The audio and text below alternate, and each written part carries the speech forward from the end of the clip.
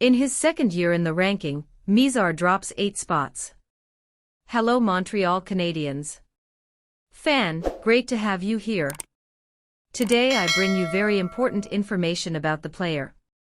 And to stay on top of all the news, sign up now. In his Draft Plus 1 season, Philippe Mizar made his North American debut. He was with the Montreal Canadiens in rookie camp, training camp, pre-season, and played 1 game with the Laval Rocket in the AHL before being assigned to the Ontario Hockey League. In 52 games, he had 51 points.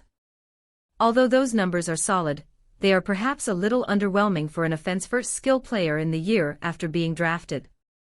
Of course, it was also his first year in North America at 18 years old, which is an adjustment both on and off the ice even though he had played professionally in Slovakia. The voting panel soured a bit on Mizar after his top 10 debut, with 1 vote even outside the top 25 completely. I was highest on Mizar, while Nathan and the EOTP community vote had him slotted in the perfect spot. Mizar dropped 8 spots after his debut, mostly because his season was simply not as good as others around him.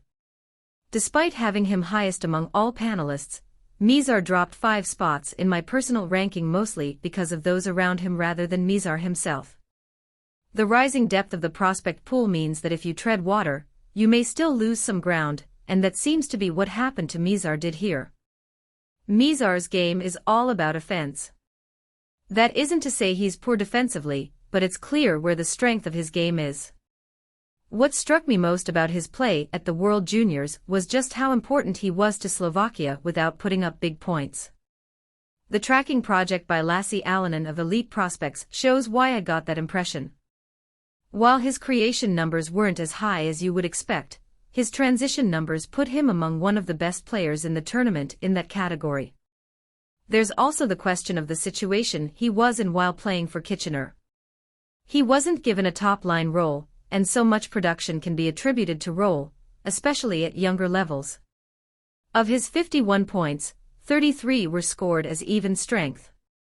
Make no mistake, the real reason why Mizar fell in the rankings isn't because of a glaring weakness, but because his strength didn't show up in the score sheet and production as much as you would like to see.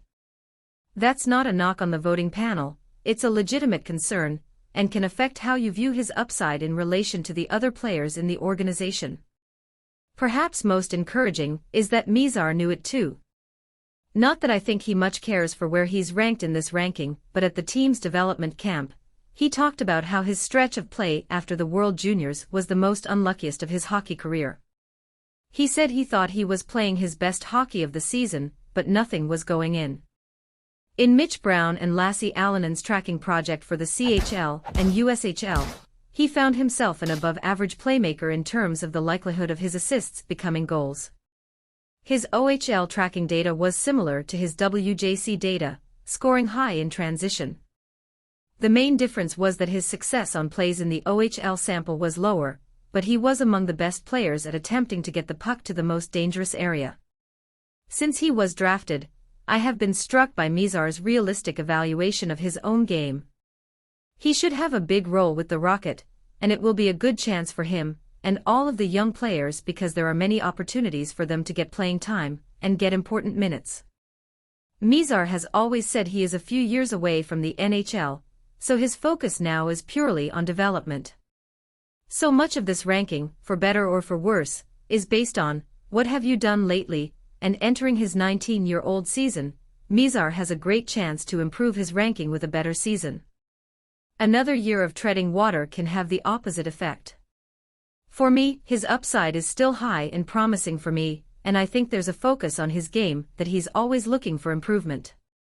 What do you think of the young man? Will he be a big player in the future? Leave your opinion in the comments, I'd love to know what you think. And stay tuned to the channel because I'm always posting the latest news. Subscribe so you don't miss anything.